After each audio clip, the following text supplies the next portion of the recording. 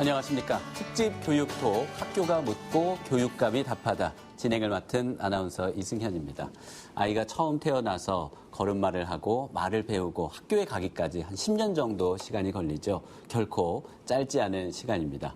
강원 교육의 10년은 어땠을까요? 많은 변화와 성장이 있었을 텐데요. 2010년 첫 민선 교육감 시대를 연 이후에 10년이 흘렀습니다. 그래서 춘천 MBC에서는 지난 10년 동안 강원 교육의 성장과 변화를 알아보고 또 앞으로의 미래를 예측해보는 시간 마련했습니다. 그러기 위해서 현장의 목소리를 들어보는 시간 구성했는데요. 오늘 세 분의 패널 만나보겠습니다. 네, 민병희 강원도 교육감님이십니다. 어서 오십시오. 네, 안녕하세요. 반갑습니다. 원주 삼육고등학교 신유진 학생입니다. 어서 오세요. 안녕하세요. 반갑습니다. 그리고 춘천 석사초등학교 박정윤 선생님입니다. 어서 오십시오. 안녕하세요. 네, 반갑습니다. 교육감님, 지난 2010년 취임하셨을 때 제가 자료를 한번 찾아보니까요. 지금 얼굴은 그대로신데요. 헤어 컬러가 좀 바뀌었더라고요. 그때는 검정색이셨고 또 안경도 안 쓰셨었는데요. 되게 시력이 좀 안 좋아지신 건가요? 제가 염색을 안 하게 된 거는 네. 이제 옷이 올라서 가려워서 도저히 이제 참을 수가 없어서 본색을 드러낸 것이고요. 네. 아무래도 이제 노안이 되면 네. 이제 원고나 글씨가 안 보이잖아요. 그래서 다초점 렌즈로 바꿨습니다. 그렇군요. 너무나 혹사하셨던 모양입니다. 그동안 10년을 돌아보면 정말 뭐 힘든 시간도 있었을 것 같은데 10년을 돌아보면 감회가 어떠신지요? 제가 처음 교육감 됐을 때 초등학교 1학년이었던 학생이 지금 고등학교 2학년입니다. 그리고 제가 임기를 마치게 되면 대학에 진학했거나 아니면 취업을 하겠죠. 한 학생의 학년기 전체를 우리 강원도 교육청의 정책에 의해서 좌지우지됐다는 면에서 살짝 두렵기도 하고 떨림이 있습니다. 근데 그 떨림이 교육의 올바른 방향으로 가는 나침판의 떨림이었으면 좋겠고요. 그동안 살펴보면 우리가 처음에 그 교육감 됐을 때 두 가지 공약을 내걸었었어요. 하나는 돈 안 드는 교육이고 또 하나는 고교육 평준화인데 이번에 고등학교 1학년 무상교육이 이제 조례가 통과되면서 강원도가 아마 전국 최초로 무상교육이 완성이 됐고요. 또 고교육 평준화도 이제 정착 단계에 와 있습니다. 그다음에 그 경쟁교육에서 협력의 교육으로 또 문화면에서는 획일화해서 다양화로 이렇게 변화가고 있습니다. 불가능할 것 같았던 이러한 교육의 변화가 우리 함께 꿈을 꾸면서 도민 여러분들의 성원 속에서 잘 진행되고 있다는 점에서 이 자리를 빌어서 고맙다는 말씀을 드립니다. 네. 그리고 신유진 학생 고등학교 3학년입니다. 고3. 네, 지금 1분 1초가 좀 부담되고 그럴 텐데 하필이면 또 나 때 내가 고3 때 왜 코로나19가 와서 이런 원망도 있을 것 같아요. 공부하시기 어때요? 네, 아무래도 수능 연기라는 게 굉장히 큰 사건이잖아요. 그래서 이제 수능도 연기가 되고 또 학사 일정들이 되게 급격하게 변동이 되다 보니까 저를 포함해서 지금 고등학교 3학년에 있는 친구들은 물론이고 고등학교 1, 2학년 친구들도 조금 많이 혼란스러워하고 있는 것 같아요. 네. 처음 겪는 일이라서 특히나 그럴 것 같아요. 예. 그리고 박정윤 선생님, 네. 지금 초등학교 1학년 담임 선생님이시라고요. 네. 역시 또 학생들과 마찬가지로 하필이면 내가 초등학교 1학년 맡았을 때 코로나가 네. 와서 한참 스킨십도 많아야 되는 그런 학년이잖아요. 네. 어려움이 많이 있으시겠어요? 네, 아무래도 지금 학교가 할 수 있는 것보다 할 수 없는 게 많아서요. 예전만큼 교실이 좀 활기가 넘치지는 않는 것 같아요. 그리고 학교가 이제 방역의 최전선이 됐잖아요. 그래서 코로나19로 인해서 신경 써야 될 것들이 많다 보니까 조금 스트레스가 있는 것도 사실이기는 합니다. 그래서 초등학교 1학년 아이들은 와서 선생님한테 안기기도 하고 네. 손잡고 싶어 하고 그렇잖아요. 네. 예. 와서 안기려고 그러는데 이거를 밀어내야 되나 말아야 되나 그것도, 갈등이 네. 막 너무 많이 돼요. 네, 어려움이 많으실 것 같은데요. 그래서 저희가 그 학교 현장, 코로나가 바꾼 학교의 일상 모습을 영상으로 준비했거든요. 보고 말씀 나누겠습니다.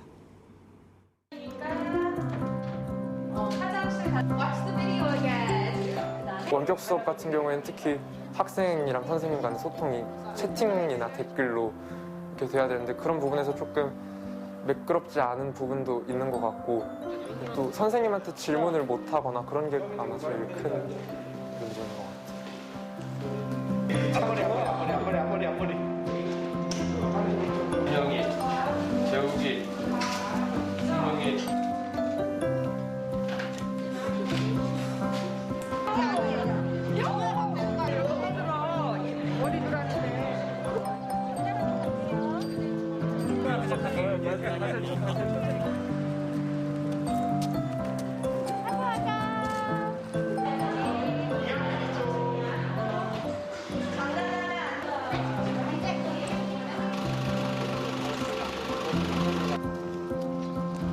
매일 아침 선생님들께서 학생들보다 일찍 등교하셔가지고 애들 발열 체크하고 그리고 교실 소독하고 그리고 하교한 뒤에도 책상을 매번 닦으시거든요.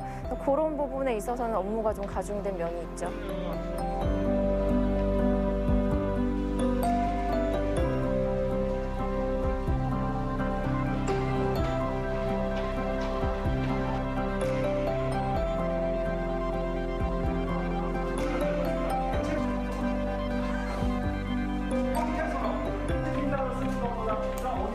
사실 이제 날씨가 점점 더워지면서 조금 호흡하는 데도 어려움이 있고요.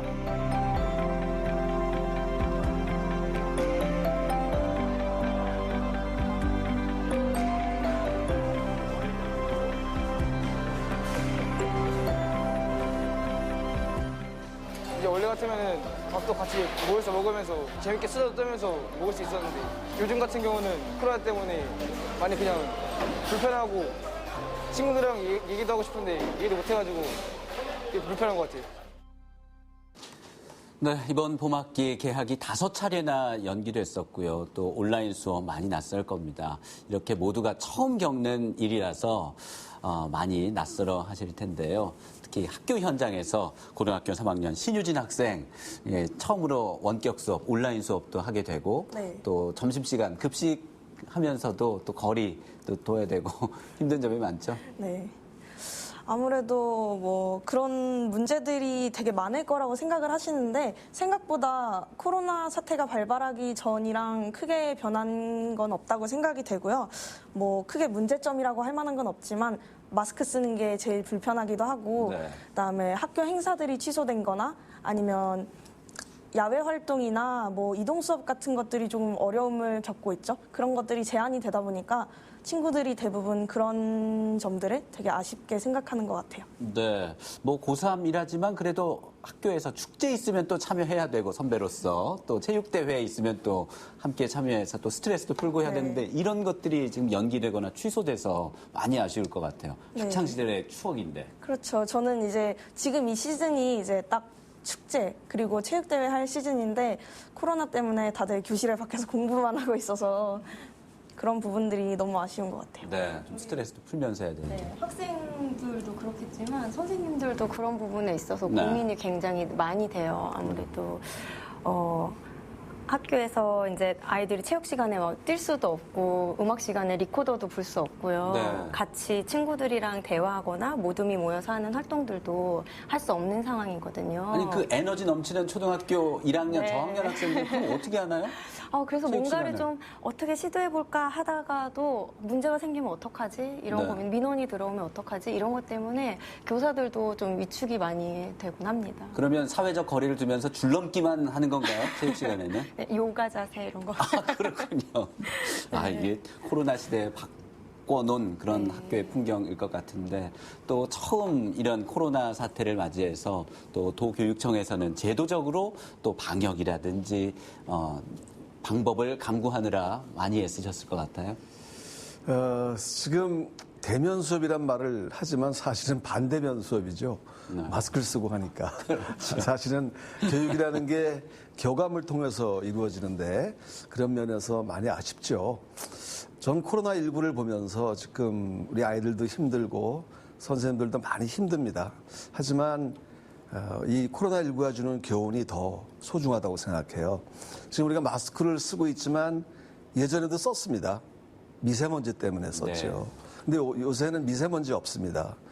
우리가 그만큼 자본의 욕심을 멈추고 생산을 멈추니까 공기가 맑아지고 이렇듯이 그동안 우리 어른들이 이 지구 생태계를 파괴해온 것에 대해서 반성하라 하는 의미의 아마 코로나19일 수도 있고 또 이 교육과 관련해서도 지금까지의 많은 패러다임을 새롭게 변화시키라라는 코로나19 바이러스의 명령이라고 생각을 하고요. 저희들 하여튼 이런 속에서 특히 우리 강원의 아이들 또 교직원들 모두가 아직 코로나19에 확진 판정받은 사람이 없고 열심히 하고 있습니다. 그래서 사실은 등교할 때부터 건강한 아이들이 들어오면 안에서는 막 마스크 벗고 활동해도 괜찮지 않을까 이런 생각도 저는 늘 합니다. 그런데 만에 하나 이 감염자가 증상이 없이 왔다가 대량으로 이게 좀 집단 감염이 될까봐 그런 두려움 때문에 우리가 최선을 다하고 있으니까 당분간은 좀 힘들고 어려워도 감내해야 되지 않을까 하는 생각이 듭니다. 네, 코로나19 팬데믹 현상 뭐 전 세계적인 대유행인데 이렇게 등교 수업을 감행한 건 몇 개 국가 되지 않잖아요. 그 중에 한국이 포함되어 있는 거죠. 예, 그렇습니다. 지금 어떻게 보면 우리가 대면 수업을 하는 것은 기적적이고 특히 강원도를 뭐 변방이니 뭐 시골이니 작은 학교니 이렇게 많이 구박을 했지 않습니까?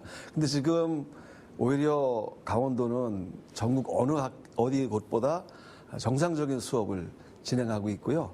또 작은 학교도 학생 수가 늘고 있습니다. 네. 왜냐하면 작은 학교는 매일 학교 등기하고 큰 학교는 어쩌다 가잖아요. 그래서 작은 학교로 전학을 보내면서 바람직한 변화도 일고 있고요. 이제 작은 학교에 대한 그 이점 이거를 이번 기회에 많이 깨달았으면 좋겠습니다. 네.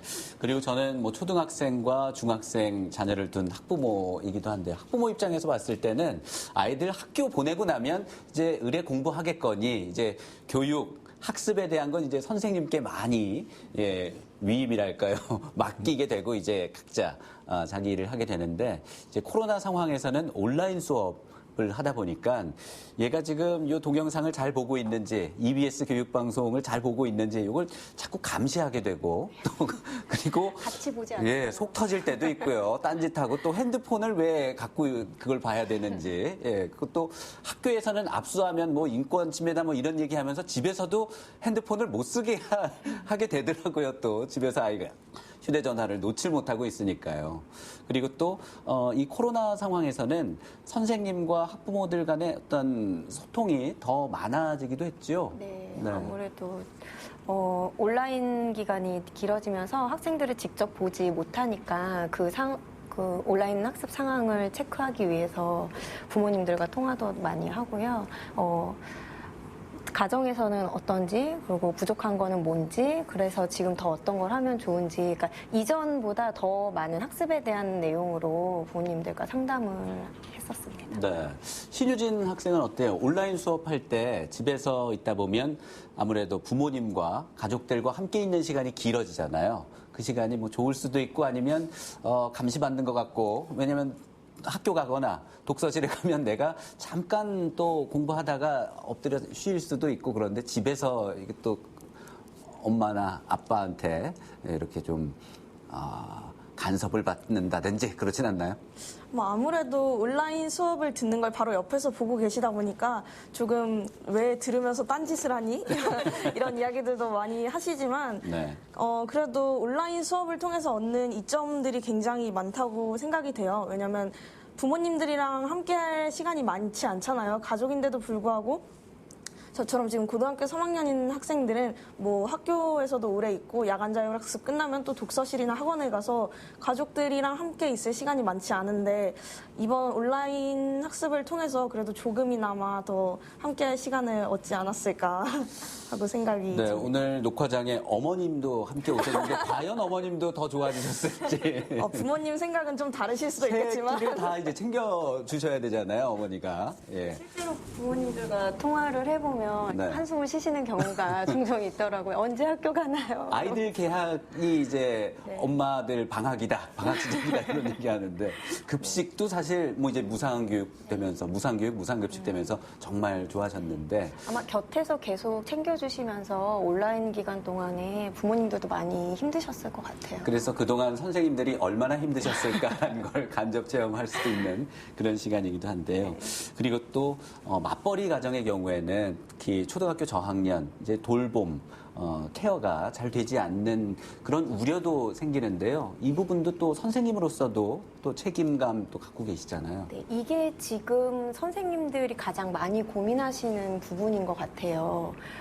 아이들의 학습이 아무래도 얼굴을 마주하고 배우는 것보다는 어려움이 좀 있다 보니까 특히나 가정에서 부모님이 더 잘 챙겨주시는 아이와 그렇지 못한 아이의 차이가 좀 확연하게 드러났거든요. 네, 학습 부분에서요. 네, 그래서 그 격차를 어떻게 메꿔야 하나 지금 이렇게 온라인 수업과 오프라인 수업을 병행하고 있는 와중에 이런 고민들이 굉장히 지금 좀 많이 되고 있어요.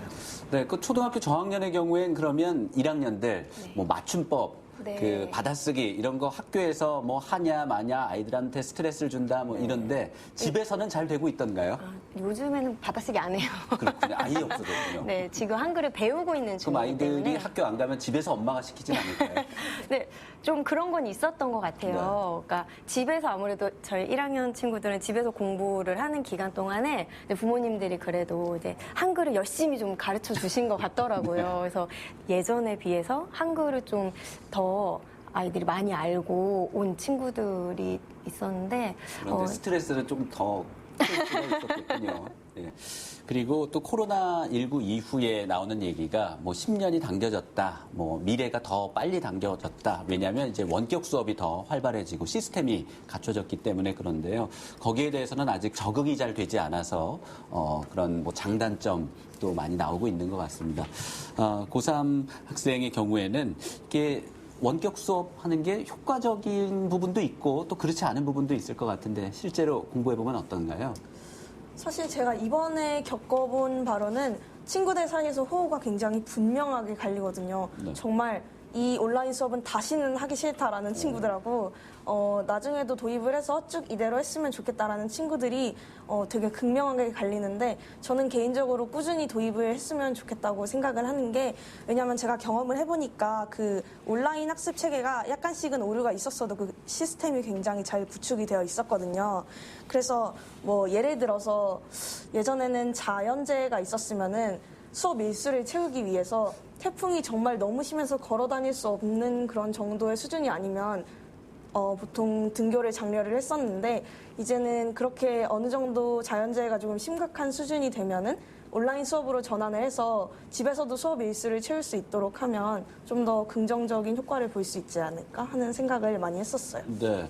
지금 학교 현장에는 시스템은 다 갖춰진 건가요? 뭐 가정마다 뭐 인터넷이 연결되고 노트북 혹은 뭐 스마트폰으로 동영상을 통해서 줌 같이 할 수 있는 게 뭐 100% 다 갖춰진 건가요? 뭐 완벽하진 않다고 하더라도요. 온라인 수업에는 무리가 없게끔 뭐 기기라든지 뭐 또 학교에 그런 뭐 온라인 수업을 위한 장비라든지 이런 것들이 좀 지원이 되어 있는 상황이고요. 그리고 이 온라인 콘텐츠를 제작하는 데 있어서도 선생님들이 이 기간을 거치면서 조금은 안정된 모습을 보이고 있습니다. 네.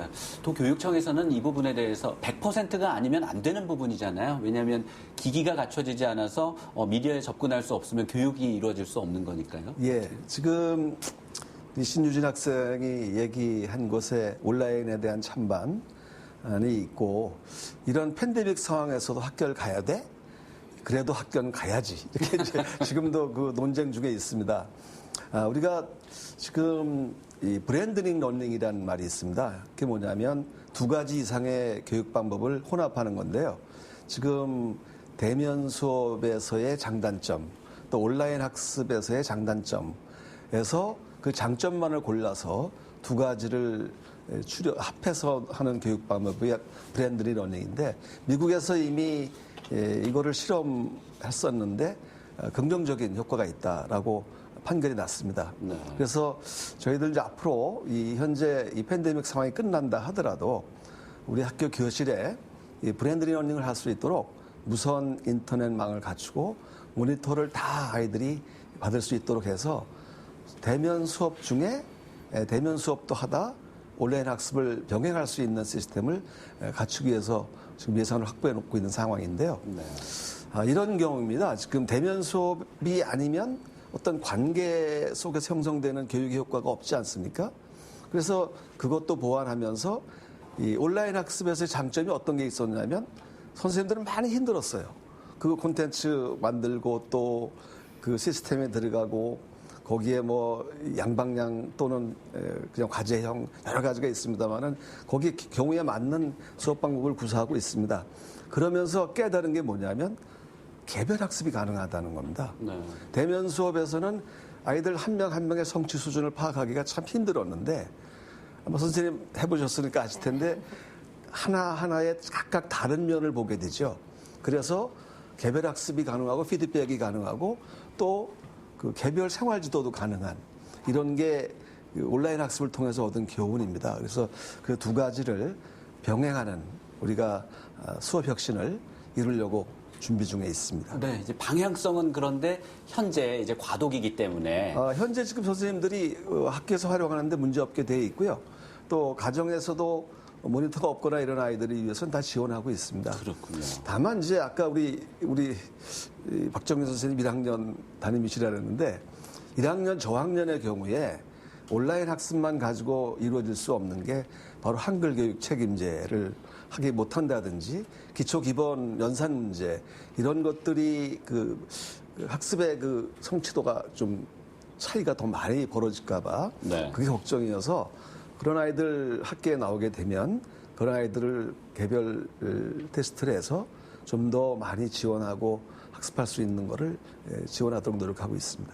네. 4차 산업혁명 시대 이 패러다임이 이제 앞으로 인공지능이 기계가 컴퓨터가 많은 인간 직업을 대체할 것이다. 이런 얘기 하면서 교육계 역시도 많은 변화가 있을 것이다. 이런 예측이 있었는데 그 시간이 확 당겨진 것 같아요. 네.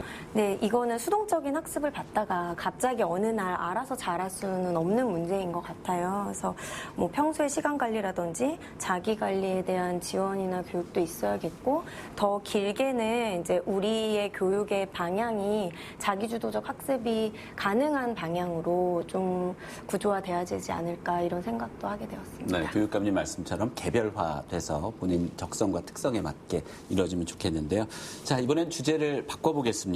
얼마 전 교육감님께서 취임 10주년 소회를 밝히는 자리에서 백인 백색 수업 성장을 발표하셨습니다. 그 내용이 어떤 건지 좀 소개해 주실 수 있을까요? 예전에 수업하면 선생님의 진도대로 나가야 됩니다. 계획에 의해서 이만큼 나가면 다음 시간엔 이만큼 나가야 돼요. 아이들이 성취를 했는지 각 성취한 아이와 그렇지 않은 아이 막 각양각색임에도 불구하고 선생님의 중심축으로 갈 수밖에 없는 게 그게 바로 수업이었습니다. 그런데 우리나라에서 공부 잘하는 학생과 못하는 학생 차이가 뭔지 아시나요? 공부 잘하는 학생과 못하는 학생 차이는 시험 보기 전에 잃어버렸느냐, 시험 보고 나서 잃어버렸냐의 차이입니다. 아마 우리 도민 여러분들께서도 학교 다닐 때 배웠던 거 기억하는 게 거의 없을 거예요. 핀란드에 제가 갔을 때 거기 유학한 우리나라 학생하고 대화를 하는데 그 학생이 이렇게 얘기하더라고요. 한국에서는 많은 걸 배웠는데 남는 게 하나도 없고 여기 와서는 조금 배웠는데 다 남는다. 이렇게 정말 그 삶에 필요한 공부, 다 남는 공부를 하자. 이게 이제 백인백색의 수업 성장이라고 보는데요. 개인마다 그 맞춤형 그 성장을 통해서 모든 방향에서 나가서 자기가 즐기면서 아까 얘기한 자기 주도적 학습을 통해서 자기 삶의 방향을 찾아 나가고 거기에서 다 성공하게 하자. 이런 것이 수업 성장인데 그러기 위해서는 선생님들에게는 가르치는 일에만 전념할 수 있는 시스템을 만들어야 되고 그 아이들은 그걸 통해서 수업과 평가, 기록이 같이 변화해 나가야 되겠죠. 그런 것을 의미합니다. 네, 이 백인 백색 수업 성장이 이루어지려면 이제 교육 정책도 있어야 되고 학교에선 교사 그리고 학생들 또 부모들의 인식도 변화가 있어야 될 것 같은데요. 저희가 학교 현장의 모습을 영상으로 준비했는데 이걸 보시고 더 이야기 나눠보겠습니다.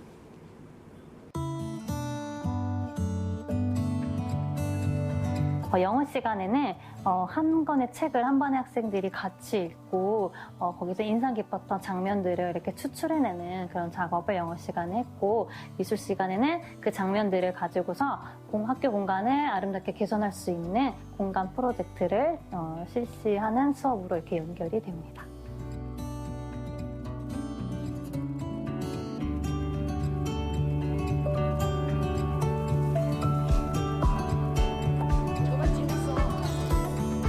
그러니까 제 과목에서만 부담해야 되는 어떤 부분들이 있었는데 그거를 이제 다른 과목과 같이 고민을 이제 나누고 하면서 조금 더 수업의 어떤 완성도가 높아지는 걸 또 볼 수 있었습니다.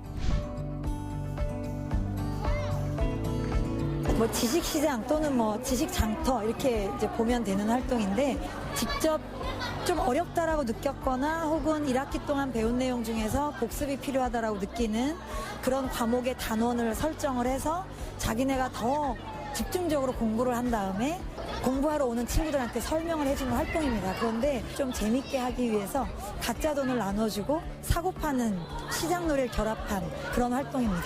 한국의 3대 멸종위기인데요. 첫 번째로 하늘나무와 두 번째로는 수달이고요. 세 번째는 천상갑입니다. 그리고 천상갑은 피노치에 나오는 그 고지라는 캐릭터와 닮아 나오는 동물입니다. 도리어 선생님들이 아이들 모습을 보고 배운 게 훨씬 많았어요. 되는구나 애들이. 그 모든 게 다 경험이고 배움이라고 생각을 했어요.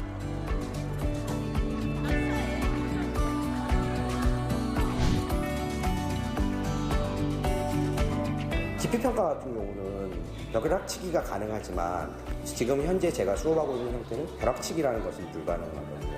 꾸준히 수업에 내가 얼마나 더 열심히 참가했는가, 그리고 내 수업을 얼마나 열심히 들었고 그 안에서 내가 무엇을 가져가고 있는가, 그런 것들이 이제 되고 있기 때문에 한두 번 열심히 바짝해서 딱 얻어가는 그런 거하고는 굉장히 다르다 보니까 오히려 공정하고 정당한 것 같습니다.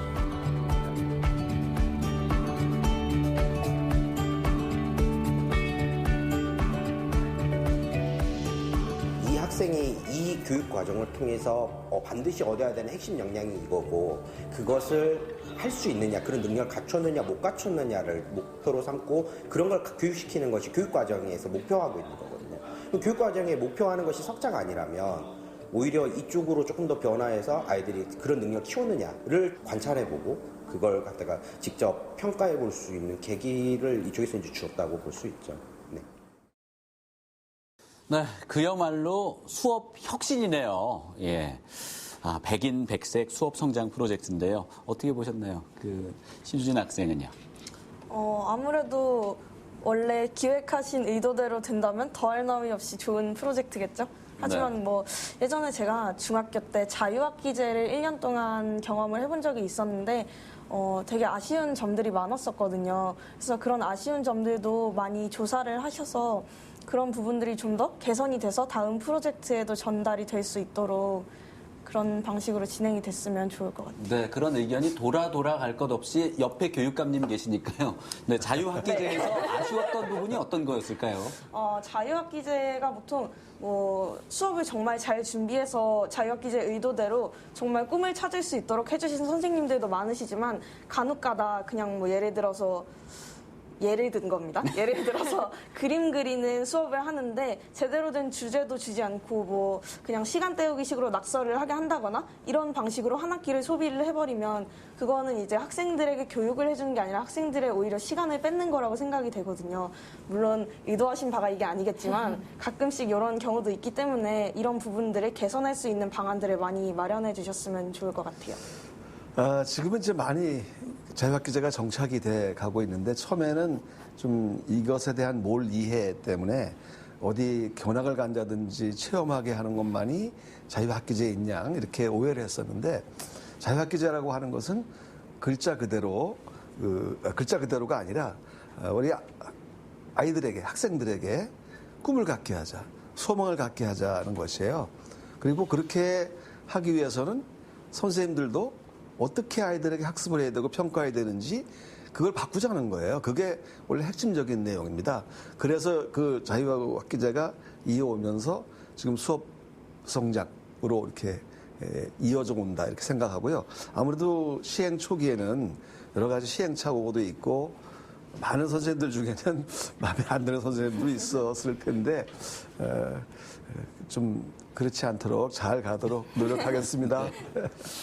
네, 앞서 영상에서 한 선생님께서 이제 핵심 역량을 기를 수 있도록 또 성취, 목표를 갖고 이루면 이게 성취다 이런 말씀 해주셨는데 70년대생인 저로서는 이제 그러면 이렇게 다양한데 어떻게 평가를 할 것인가 저는 이제 석차대로 줄 세워졌던 그런 세대니까 어떻게 줄을 세울 수 있을까? 물론 요거 앞으로는 그러면 안 되겠지만요. 평가는 그럼 어떻게 이루어질 수 있을까? 이게 궁금하거든요. 어떻게 될 수 있는 걸까요? 그러니까 이 상상력을 좀 발휘해야 될 것 같아요. 왜냐하면 이제 어른들은 시험을 쳐서 평가를 받던 세대이기 때문에 평가하면 시험을 떠올리게 되는데요. 점수. 네, 그렇죠. 근데 사실은 학생이 수업에서 하는 모든 경험, 그 경험을 통해서 얼만큼 성장했는지를 잘 바라보는 게 저는 평가라고 생각을 합니다. 그래서 예를 들어서 수학 시험에서 뭐 100점 만점에 몇 점이다로 퉁쳐지는 게 아니라 이 학생이 덧셈 뺄셈에서 어떤 걸 더 어려워하는지, 뺄셈을 더 어려워하는구나. 혹은 그냥 덧셈은 잘하지만 받아올림 덧셈은 더 어려워하는구나. 더 촘촘히 봐줄 수 있는 거죠. 그래서 오히려 이렇게 수업 혁신을 통해서 평가도 더 학생 개개인의 성장에 초점을 맞춰서 이루어질 수 있게 되었어요. 네, 뭔가 성장은 좀 지속적이고 연속적이고 혁신하면 커다란 변화, 뭐 개혁, 뭐 이렇게 생각되는데 사실 우리 학교 현장은 점진적으로 변화해 왔던 거잖아요. 예, 수업 성장 프로젝트 이게 혁신적이라고 하지만 점진적으로 이렇게 자율적으로 백인백색 다양성을 존중하는 방향으로 변화해 왔던 거죠. 정책적으로도요. 지금 이제 초등학교는 행복성장평가제라고 잘 아실 거예요. 그리고 중학교는 배움성장평가제로 전환했어요. 우리가 이제 이미 정착이 돼가고 있는데요. 시험이 사라진 게 아닙니다. 시험이 사라진 게 아니라 평가 방식이 바뀐 것이죠. 예전에 객관식 일제고사를 통해서 똑같은 문제로 똑같이 봐서 점수를 내서 서열을 매기던 그게 아니라 가르친 선생님이 가르친 아이들을 평가하는 거죠. 그러니까 세 반이면 세 반 평가가 다 다르죠. 그래서 관찰하고 기록하는 방식입니다. 문제풀이에서 사고력, 그다음에 문제 해결력, 창의력, 종합적인 사고력을 기르는 그런 방향으로 가고 있어요. 혹시 그 독일 같은 경우에 객관식으로 시험을 보는 게 딱 한 가지뿐이 없습니다. 그게 뭐냐면 면허 시험입니다. 왜냐하면 객관식 시험을 보게 되면 창의력이 말살돼요. 시키는 대로만 합니다. 근데 만약에 운전면허 시험을 어떤 창의력을 이렇게 뭐 자기 주도적인 그러한 사고력을 키운다면은 운전하다가 마음대로 막 꺾고 가면 안 되잖아요. 운전이야말로 규칙대로 그대로 지켜야 되기 때문에 그거 하나를 제외한 나머지 모두는 객관식이 없습니다.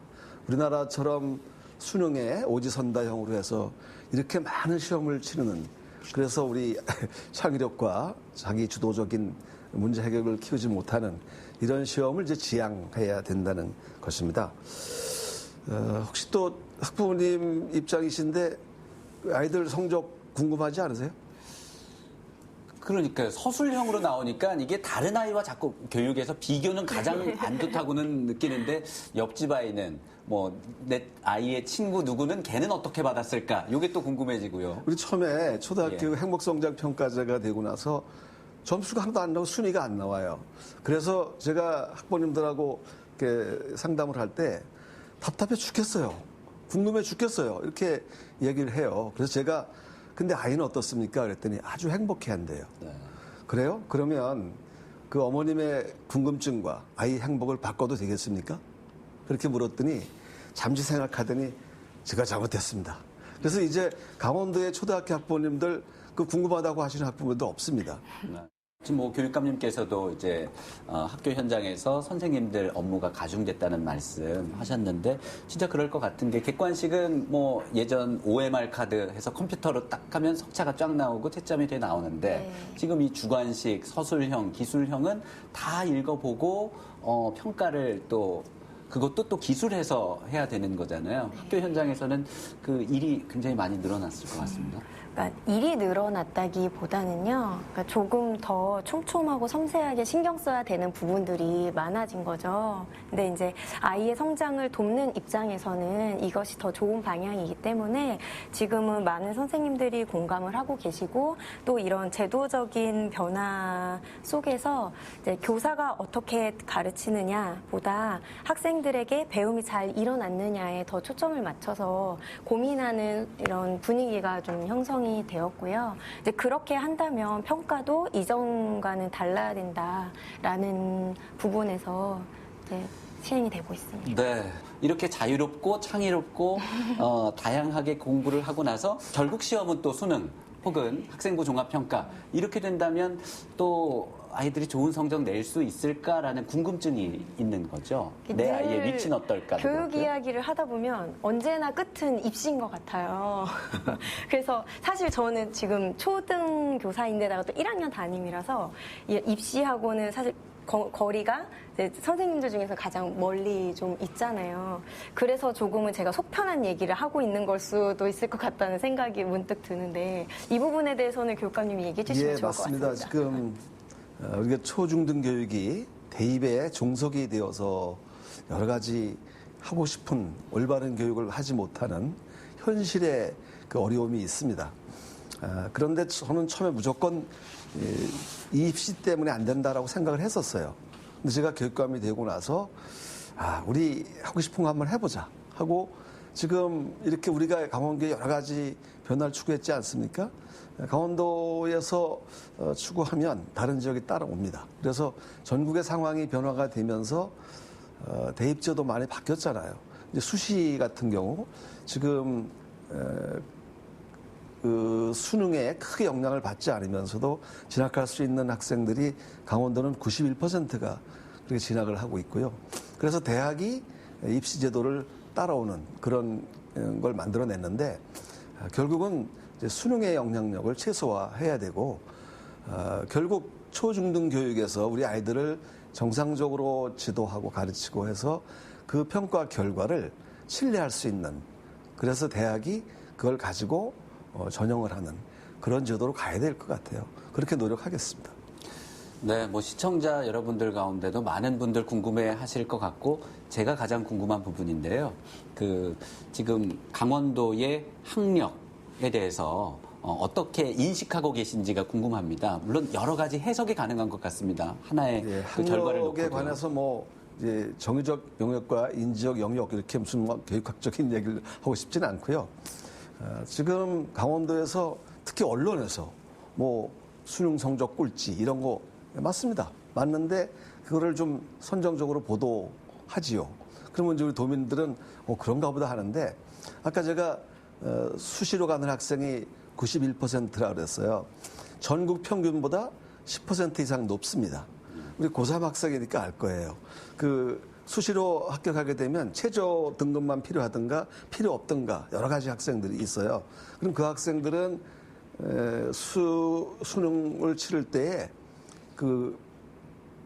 수험표 때문에 치른 학생들이 많아요. 할인 혜택 받으려고. 그러니까 최선을 다하지 않고 있다는 것이죠. 그런 학생 수가 전국보다 강원도가 많아요. 그러니까 이 수능 점수를 가지고 성적을 비교하고 학력을 평가한다는 것은 기본적으로 모순이에요. 이제 그걸 가지고 보도하니까 문제인데 우리 강원도의 학생들이 대학 진학 진로를 살펴봤을 때 우리 평준화 1세대 아이들이 대학 진학할 때 서울 주요 대학도 30% 이상 증가했습니다. 그때부터 계속 그 상태를 유지하고 있거든요.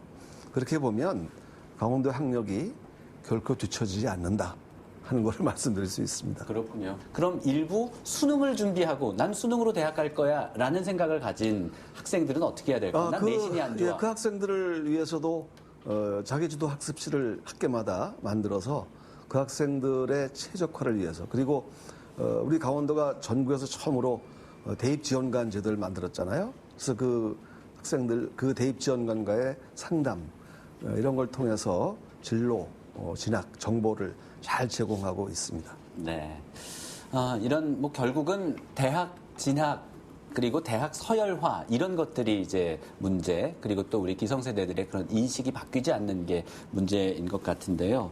뭐 우리 강원도만의 문제가 아닙니다. 전국적으로 지금 사교육을 받는 학생들이 65%가 넘는다고 하고 또 매월 22만 원 지출하고 있다는 그런 통계 결과가 있던데요. 강원도는 뭐 서울 지역보다는 물가가 낮아서 그런 건지 학원비가 조금 저렴한 건지 학원을 덜 다니는지 아무튼 평균보다는 조금 사교육비 지출 액수가 낮긴 한데요.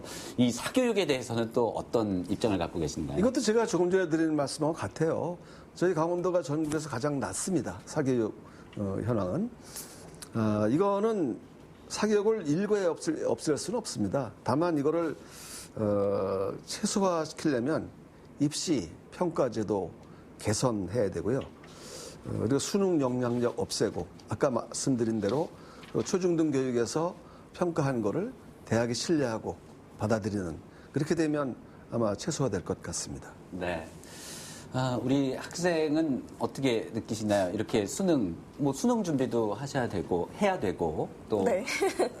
내신도 이제 꾸준히 관리를 해왔을 텐데, 학교, 지금 민병희 교육감님과 함께한 10년. 네, 앞으로 이제 대입을 앞두고 있는데, 많이 부담이 되지요? 네, 저 같은 경우에는 대입을 준비하지는 않고 있어서, 저한테 몸으로 느껴지는 그런 건 없지만, 친구들을 보면은 굉장히 부담이 크다고 생각이 돼요. 근데 이제 그런 입시제도나, 교육 제도가 한 번에 바뀔 수 있는 것도 아니고, 또 한 가지 문제를 가지고 있는 것도 아니고, 여러 가지 복합적으로 얽혀있기 때문에, 말씀하셨던 것처럼 일거에 바꿀 생각을 하지 말고 점진적으로 바꿔 나가야 한다고 생각을 하고요. 그 다음에 그 사교육이 남들보다 더 잘하고 싶다, 뭐 더 좋은 대학에 가고 싶다라는 욕구를 가지고 사교육을 받는 것도 있지만 맞벌이 부모들이 아이들을 맡기기 위해서 하거나 아니면은 조금 집에 있기 힘든 학생들이 사교육을 받는 경우들이 많거든요. 그래서 그런 부분들도 좀 해소할 수 있게 학교에서 뭐 돌봄 시간이라던가 아니면 방과 후 학교 같은 걸 좀 더 확대해 주시면은 사교육이 너무 심화되는 거를 방지할 수 있지 않을까라는 생각도 듭니다. 얼핏 정책 제안을 굉장히 많이 해주고 있어요. 학생이. 맞는 것 같지만 학교라고 하는 곳에다가 다시 한번 이제 이 부담을 주는 거죠. 지금 부모님이 해야 될 역할, 또 자기 주도 학습을 해야 될 거를 학교에 사실 예전에 야자 강제로 하고 막 이럴 때 부모님들은 편안했죠. 공부 잘하거니. 하지만 그게 제대로 된 교육은 아니었지 않습니까? 학교에서 공부할 수 있는 학습터를 제공하는 건 하지만 그렇다고 그때 모든 거를 선생님들이 지도하고 이런 걸 방과 후까지 한다는 거는 저는 무리라고 봅니다. 네. 그리고 또 사교육에 폐해하면 사교육비가 경제적인 부담이 많이 든다는 것도 있지만 학교에서 공부를 집중을 더 못하고 흥미를 잃어버린다 뭐 이런 것도 있던데 초등학교 현장에서는 어떤가요? 초등학생들이 학원 제일 많이 다니잖아요. 중고등학생보다도. 네. 배움의 과정이라는 게 사실 굉장히 신비하고 흥미 있는 그 과정이 되어야 하는데 미리 알고 오고 이미 나는 문제를 이만큼 풀어서 온 아이들은 수업의 그 시간이 굉장히 지루할 수밖에 없죠. 그래서 그런 초점 잃은 눈동자들을 마주하면 사실 좀 마음이 아파요. 그래서 조금 더 이제 공교육에 대한 신뢰를 부모님, 학부모들께 높이는 고민을 많이 해봐야 될 것 같은데, 이제 거기에서는 아까 이야기들이 나왔던 이런 수업 혁신, 평가 혁신들이 제도로서 많은 도움이 되지 않을까 생각을 합니다. 네. 부모 입장에서 학원을 보내는 이유는 우리 아이가 뒤처지지 않기 위해서 뭐 주요 과목이라면 예를 들면 수학이라고 했을 때, 특정 문제를 풀 수 있도록 했으면 좋겠는데 학교에서는 이걸 안 가르쳐 준다. 아이들은 집에서 뭐 그렇게 얘기하기도 하고 왜냐하면 너무 쉬워서 안 가르쳐 주거나 아니면 그게 심화 문제라서 넘어가거나 뭐 그럴 수 있을 텐데 그 수준별 학습이 잘 되지 않아서 학원에서는 그래도 소수로 4-5명 이렇게 하니까 다니는 건 아닌가 이런 생각도 드는데요. 학교에서는 어떤가요? 학교에 대한 오해가 좀 많으신 것 같은데. 제가 좀 더 관심을 갖겠습니다. 네. 수업 시간 안에서 선생님들이 최대한 그 학생의 개별적인 수준과 상황에 맞게 지도를 하시려고 저는 한다고 믿고 있고요. 그런 게 사실은 지금 이제 다인수인 학급에서는 그게 아주 세밀하게 더 개별적으로 들어가기는 이제 한계가 있죠. 교사 한 명이 이제 케어하는 아이들이 많다 보면, 그래서 그런 부분에 있어서는 이제 학급당 학생 수라든지 소규모 학교라든지 이런 거에 대한 논의도 좀 빨리 잘 되면 좋을 것 같아요. 네. 자, 다음은 학교 자치에 대해서 한번 말씀 나눠보겠습니다. 우리가 만드는 학교, 이 학교 자치에 대해서인데요. 교육감님 남은 임기 2년은 수업 성장과 더불어서 학교 자치를 핵심 과제로 지시하셨는데요. 이 부분에 대해서 좀 설명 부탁드립니다. 네, 교육 자치의 이제 꽃은 학교 자치입니다. 예전에는 학교 자치하면 학교장 자치였었어요. 네. 이게 교육법이라고 하는 게 있었는데요. 그 교육법에 보면 교사는 교장의 명에 따라 학생을 교육한다. 법률에 그렇게 있었어요. 그래서 정말 교장 선생님들의 말이 곧 법이었었는데 그게 50년 정도 그렇게 유지오다. 제가 교사할 때는 그 법령에 지배하에 있었습니다. 근데 지금은 이제 교장의 명이 아니라 법령에 따라 교육한다라고 개정이 되어 있죠. 지금 이제 제가 학교 현장을 방문해 보면 우리 강원의 지금 교장 선생님들이 아주 많이 변하셨습니다. 일단 인자하시고요. 또 학교 구성원들과 같이 논의하고 또 직접 차 타서 선생님들하고 대접하면서 대화하고 이런 분들도 많아졌어요. 이제는 학교 자치가 될 이제 이 분위기가 무르익었다라고 보고요.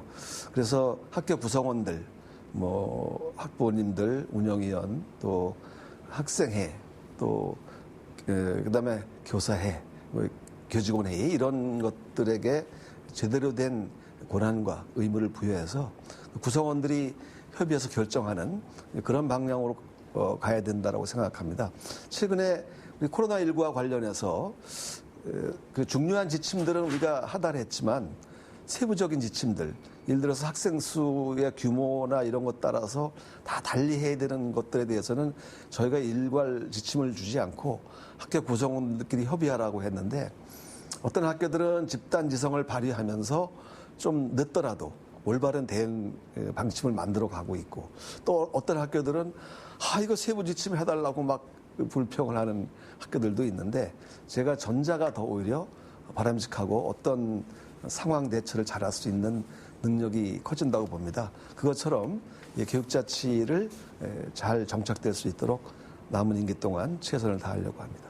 네, 뭐 행정으로 보자면 중앙 집권화냐, 지방 분권화냐, 그래서 이제 많은 권한을 이제 학교 재량으로 다양하게 할 수 있도록. 예, 그래서 그 학교에서 이루어지는 그 민주적인 모습들이 우리 아이들이 이게 바로 민주주의다라고 하는 거를 배우고 느낄 수 있도록 해야 될 것 같습니다. 네, 예전에 이렇게 학교 있을 때 얘기를 해보면 학교의 주인은 누구냐 이런 얘기했을 때 선생님은 일부 특정 선생님은 학교의 주인은 교사다. 왜냐하면 너희들은 중학교 3년, 고등학교 3년이지만 사립학교의 경우엔 내 평생 직장이기 때문에 이런 얘기도 하시고 또 뭐 학생들은 학생이 주인이다. 또 아니면 더 확대해서 학부모까지 그리고 또 지역사회까지 이게 또 주인이 돼야 되겠죠. 네.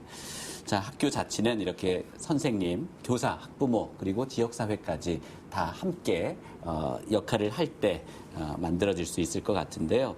학교 자치뿐만 아니라 못다한 궁금증들 제가 많은 부분 직접 여쭤보기도 했지만 또 이 코로나19 상황에서 비대면으로 그 휴대전화로 질문을 촬영해서 보내주신 도민들이 계신데요. 지금 함께 보시죠.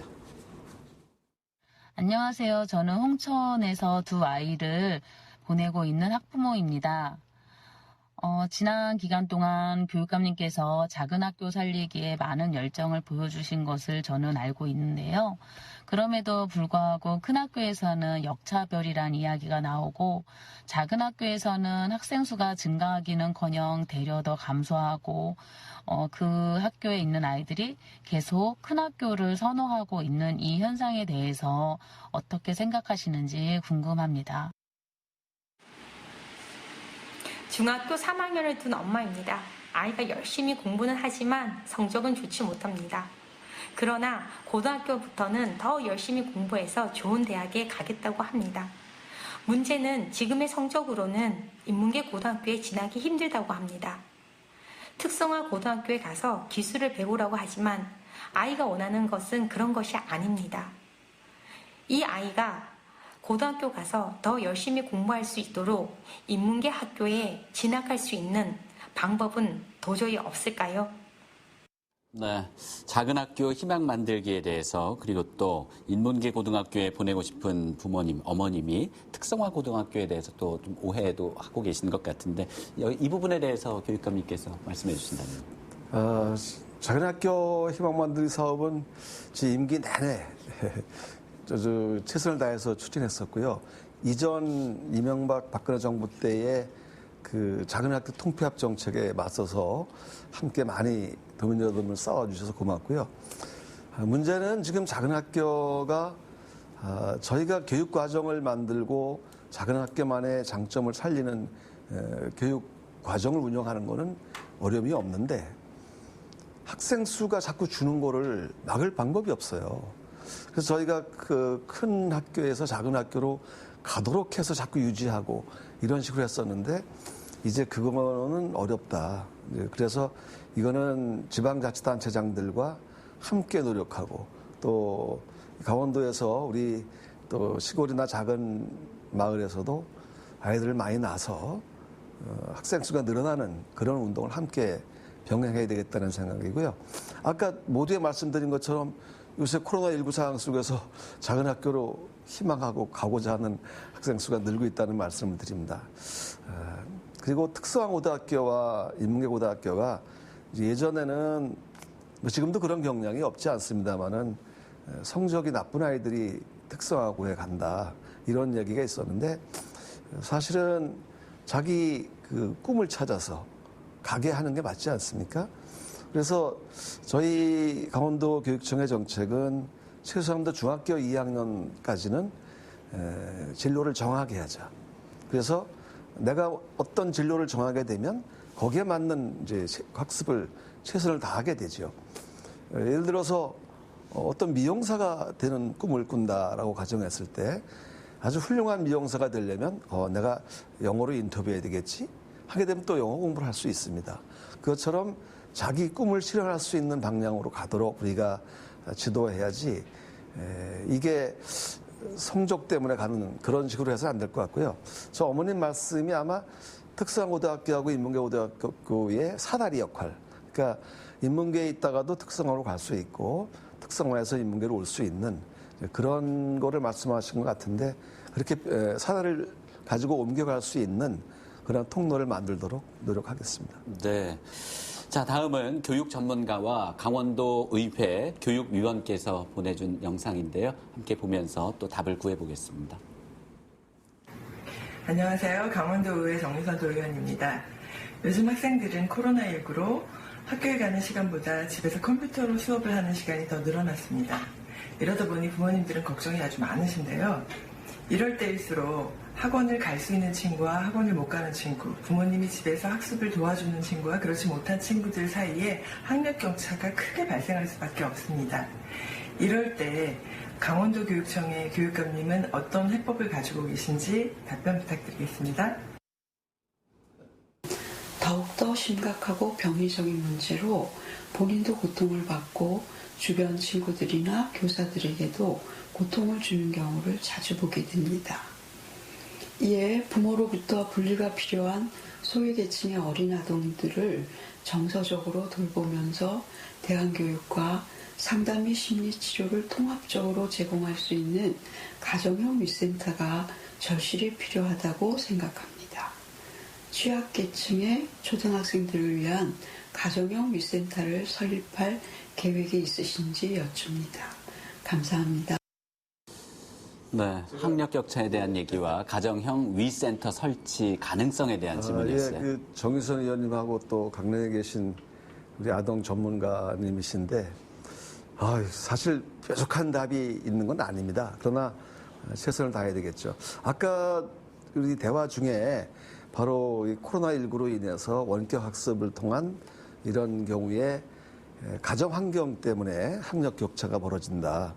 사실이거든요. 왜냐하면 부모님의 위치나 여러 가지에 따라서 특히 이제 저학년 같은 경우에 한글 문제 또 기초 연산 문제가 더 벌어지는 경우가 있을 수 있지요. 그래서 그런 경우에는 우리가 등교 학습을 할 때 그런 아이들에게 좀 더 많은 학습을 배려할 수 있는 그런 길로 가야 된다는 것. 그래서 지금 학교에서 선생님들이 저학년 같은 경우는 거의 매일 등교시켜요. 그렇죠? 아마 이제 아주 큰 학교는 모르지만 어지간한 학교에서는 저학년들은 매일 등교시키자. 저런 격차 벌어지지 않도록 고맙다는 말씀을 드리고요. 지금 위센터 관련해서 주신 말씀 같은데 지금 춘천과 원주나 이런 데는 가정형 위센터가 있습니다. 그리고 강릉 같은 경우에도 병원 위센터가 있고 또 이 도에서 운영하는 강릉과 동해에 그러한 아동보호 전문기관이 있는데 지금 아마 그런 아이들을 위해서 초등학생들을 위한 어떤 시설을 요구하신 것 같은데 저희 강원도에서는 전국 최초로 노천초등학교에 공립형 대안학교를 만들어서 거기에 우리 아이들을 받아서 지도하고 있거든요. 일단 주신 말씀을 실현될 수 있도록 최선의 노력을 하겠다는 말씀을 드립니다. 자, 이번에는 마지막으로 학교의 주체이지요. 우리 학생들의 목소리 들어봤습니다. 저는 학생기자단을 활동을 하고 있는데 활동하면서 많이 느낀 걸로서는 기자단들뿐만 아니라 학교 학생들 모두가 글을 비판적으로 수용하고 좀 미디어 리터러시 교육을 키우는 그런 수업이 있었으면 좋겠다라고 해서 교육감님께 그 부분에 대해서도 학생들을 대상으로 하는 특별 어떤 미디어 리터러시 교육이 있었으면 좋겠다는 요청을 드리고 싶습니다.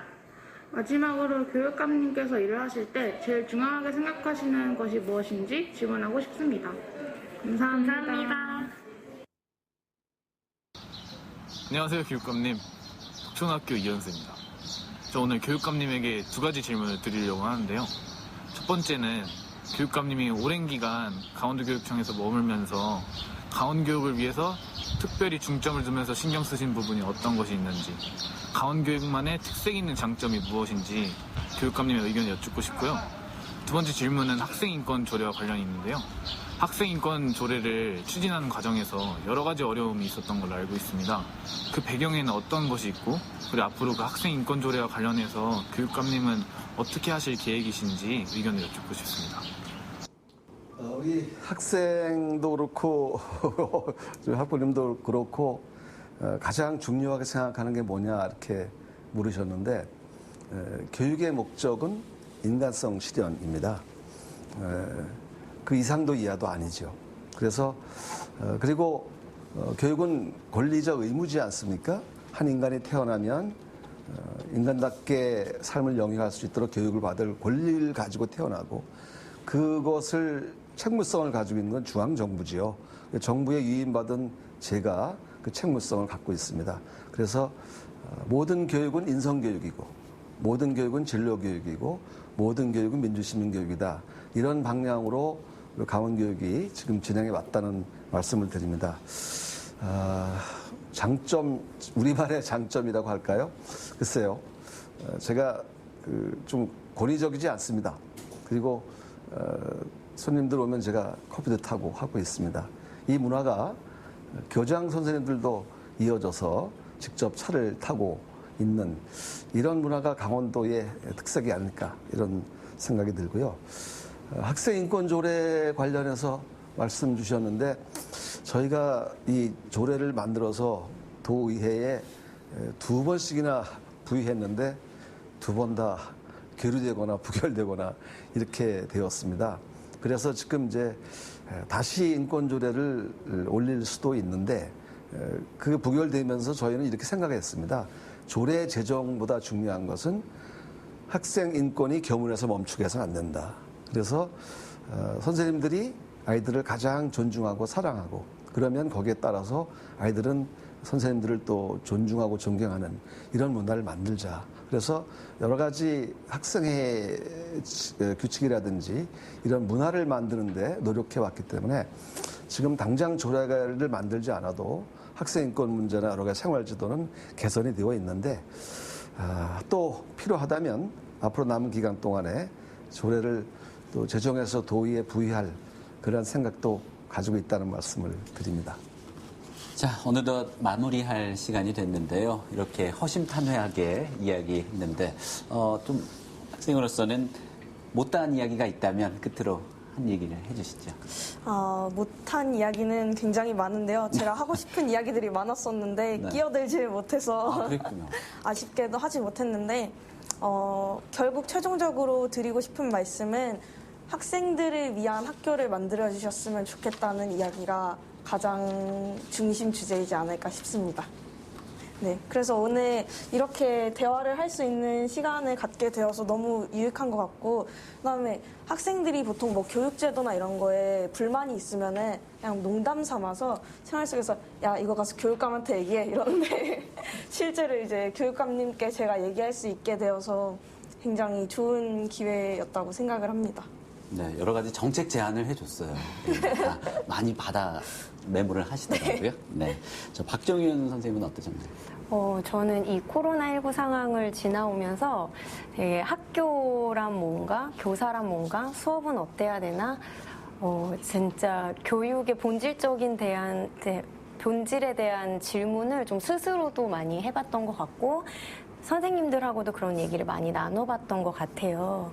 이 온라인 수업을 준비하면서 선생님들과 이제 협력의 과정도 거쳐봤고, 또 수업 시간은 어떻게 할지, 쉬는 시간은 어떻게 할지 모여서 막 토론도 심각하게 해보고요. 이거는 이제 아이들이 학교에 오지 않아서, 그리고 또 일시적으로 업무 체계가 좀 멈추면서 생긴 공백의 시간 동안 좀 할 수 있었던 것 같다는 생각이 드는데, 아마 다른 선생님들도 이런 경험들이 다 있으실 것 같아요.